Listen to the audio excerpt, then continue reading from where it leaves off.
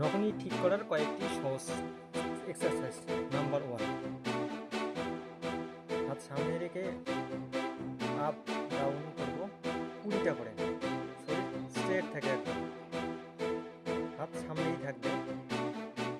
step 2, পায়ের পাতা সোজা করে হাত সামনের দিকে